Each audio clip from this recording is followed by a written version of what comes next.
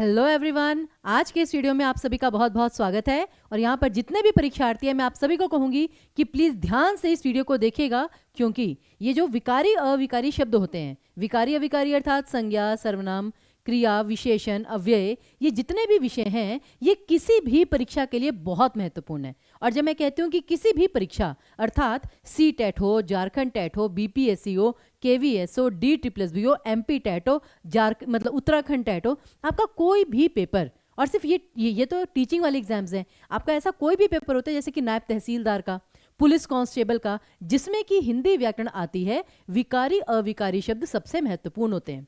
खैर, अब हर जो ये आपका भाग है, संज्ञा के अलग एक इंपॉर्टेंट पॉइंट्स होते हैं, सर्वनाम के अलग इंपॉर्टेंट पॉइंट्स होते हैं, लेकिन जहां पर बच्चों को सबसे ज्यादा कंफ्यूजन होती है फ्रेंड्स, वो एक विषय है सर्वनाम और सार्वनामिक विशेषण में अंतर। क्योंकि मतलब शब्द जो है वो बिल्कुल सेम होते हैं। अब ये नहीं बच्चों को पता चलता कि जो शब्द है उसकी पहचान कैसे करें, कि वो शब्द सर्वनाम है या वो सार्वनामिक विशेषण है।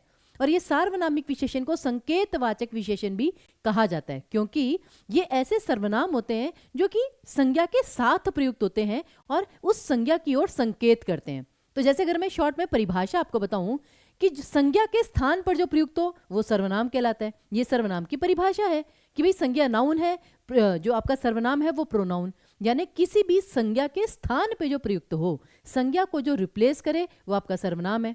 जैसे कहते हैं कि भाई दीपिका खाना खा रही है, तो दीपिका संज्ञा शब्द है कि दीपिका खाना खा रही है, वह खाना खा रही है, तो जो वह शब्द है वो दीपिका की जगह आया तो वो आपका सर्वनाम है। लेकिन अगर मैं कहूं कि वह लड़की खाना खा रही है, वह लड़की, अब लड़की आपका संज्ञा है लेकिन वह लड़की, तो वह जो शब्द है इसकी जगह आप क्या संज्ञा लगाएंगे, खुद बताइए आप, कि जो वह शब्द है इसकी जगह क्या आप कोई संज्ञा लगा सकते हैं कि वह लड़की खाना खा रही है? लड़की वहां पे संज्ञा ऑलरेडी है, लेकिन कौन सी लड़की? वह लड़की। तो अब इस लड़की की ओर संकेत किया गया कि ये वाली लड़की। उसको कहते हैं कि जब एक सर्वनाम विशेषण के रूप में प्रयुक्त हो और किसी पर्टिकुलर संज्ञा की ओर संकेत करे। तो देखिए, जो संज्ञा के साथ प्रयुक्त हो, उसके स्थान पे नहीं, उसके साथ प्रयुक्त हो अधिक जानकारी के लिए, कि जैसे लड़की के बारे में जानकारी है कि लड़की क्या है, वो वाली लड़की। जैसे हो सकता है यहाँ पे 4 लड़कियां बैठी हैं तो वो वाली लड़की, ये आपका कहलाता है सार्वनामिक या सांकेतिक विशेषण। तो सबसे पहले तो आपको परिभाषा क्लियर होनी चाहिए, उसके बाद उदाहरण महत्वपूर्ण होते हैं। बच्चे सबसे बड़ी गलती क्या करते हैं, बस उनको जल्दबाजी है कि सिर्फ क्वेश्चन करने हैं, सिर्फ क्वेश्चन करने हैं, सिर्फ क्वेश्चन करने हैं। फ्रेंड्स, जब तक आपको तथ्य समझ में ही नहीं आएगा तो प्रश्न आपको फिर चाहे आसान प्रश्न हो चाहे कठिन प्रश्न हो, सब कुछ आपको कठिन ही लगेगा। तो एक बार आप सभी बच्चे उदाहरण देखिए, वह बहुत अच्छा लड़का है। अब वह, यहां पर आप कोई भी संज्ञा लगा सकते हैं।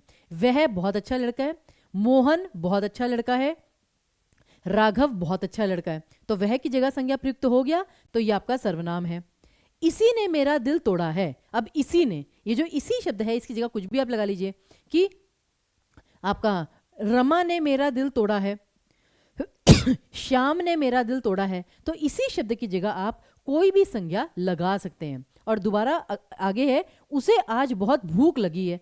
अब उसे, हो सकता है कि आप अपने डॉगी के बारे में बात करें कि मेरे डॉगी को बहुत भूख लगी है, तो डॉगी का नाम जैसे हम कभी कभी नाम रख देते हैं ब्रूनो या प्लूटो, तो भाई ब्रूनो आज बहुत भूख लग रही है, मतलब उसे, ठीक है ना, कि ब्रूनो को आज बहुत भूख लग रही है। तो जरूरी थोड़ी ना, या फिर मैं कहूं कि भाई शेर को आज बहुत भूख लग रही है, तो उसे की जगह आपने कोई सर्वनाम ये संज्ञा लगा दिया। तो बेसिकली इन तीनों वाक्यों में जो आपके ये शब्द थे सर्वनाम के, इनकी जगह संज्ञा प्रयुक्त हुआ, दैट मीन्स कि ये आपके सर्वनाम है। अब आते हैं बिल्कुल वही वाले सर्वनाम, वह, इसी, उसे, वह, इसी, उसे, ध्यान दीजिएगा सभी यहां पर। अब वह व्यक्ति सही नहीं है। अब यहां पे व्यक्ति जो है वो आपका संज्ञा है, जातिवाचक संज्ञा। कौन सा व्यक्ति? वह व्यक्ति। अब यहां पर आप वह की जगह कोई संज्ञा प्रयुक्त करके देखिए, नहीं लगा पाएंगे कि वह व्यक्ति, वह की जगह आप कोई संज्ञा लगा ही नहीं पाएंगे फ्रेंड्स। तो ये होता है कि जो आपका सर्वनाम संज्ञा के साथ आए और उसकी विशेषता बतलाए कि कौन सा व्यक्ति, वह व्यक्ति, आप उसकी ओर पॉइंट आउट कर रहे हैं, इसे कहते हैं सार्वनामिक विशेषण। और ये इसकी सबसे सरलतम व्याख्या है, सबसे इजी एक्सप्लेनेशन है। तो मेरी आप सभी से रिक्वेस्ट है कि कृपया करके ये इन जो एग्जाम्पल्स को बहुत ध्यान से देखिएगा, फिर आपका ये क्वेश्चन कभी गलत होगा ही नहीं, ठीक है ना। उसी प्रकार अगला, इसी जगह मेरा घर है, इसी जगह। अब इसी की जगह आप मतलब ये जो इसी शब्द है इसकी जगह आप कौन सा संज्ञा लगाएंगे कि छोटी जगह मेरा घर है, बड़ी जगह मेरा घर है, वो तो अपने आप में विशेषण है, लेकिन इसी जगह, तो यहाँ पे इसी जो शब्द है, ठीक है ना, वो आपका सार्वनामिक विशेषण बन गया। फिर उसी प्रकार उस बच्चे को भूख लगी है, उस बच्चे को, तो बच्चा है आपका संज्ञा और बच्चे की विशेषता क्या है कि आपने उस बच्चे की ओर संकेत किया है, उस बच्चे को। हो सकता है मेरे सामने 10 बच्चे बैठे हैं लेकिन किसी को भूख लगी है किसी को नहीं।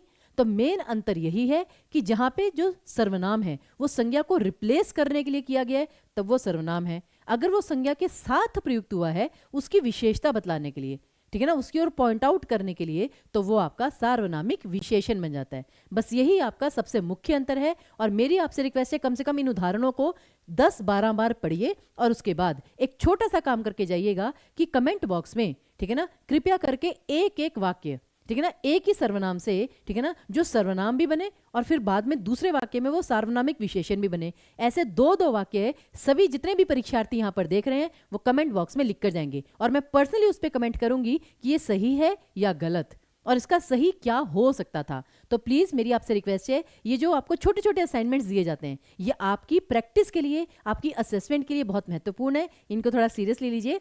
साथ ही साथ आपको कोई भी डाउट हो आप वो भी कमेंट बॉक्स में लिख सकते हैं, आपके कोई सजेशन हो वो भी कमेंट बॉक्स में लिख सकते हैं। और हाँ, एक और महत्वपूर्ण चीज कि जो आपके सार्वनामिक विशेषण होते हैं ना फ्रेंड्स, ये अधिकतर निश्चयवाचक सर्वनाम होते हैं। परीक्षा में आपको डायरेक्ट क्वेश्चन आता है फ्रेंड्स। अब देखिए क्या है ना कि जब हम यूट्यूब पर आपका वैसे मॉक टेस्ट पेपर ले रहे होते हैं तब तो हम विस्तार से इसकी एक्सप्लेनेशन नहीं कर पाते, लेकिन यहाँ पर आपको पता है कि बहुत आराम से हमने इस छोटे से विषय को किया है, छोटा है लेकिन बहुत महत्वपूर्ण है। तो इसलिए ध्यान रखिए, ये भी क्वेश्चन आता है कि किस प्रकार का सर्वनाम सार्वनामिक विशेषण में प्रयुक्त होता है, तो वो है आपका निश्चयवाचक सर्वनाम, जहां पर आपको श्योरिटी होती है।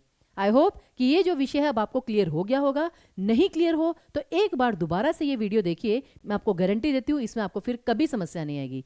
तो अगर आपको ये टॉपिक समझ में आया, अच्छा लगा, ठीक है ना, लाभदायक लगा, तो प्लीज़ इस वीडियो को लाइक और शेयर अवश्य कीजिएगा और टीचिंग परीक्षा के यूट्यूब चैनल को सब्सक्राइब अवश्य कीजिएगा। बहुत बहुत धन्यवाद।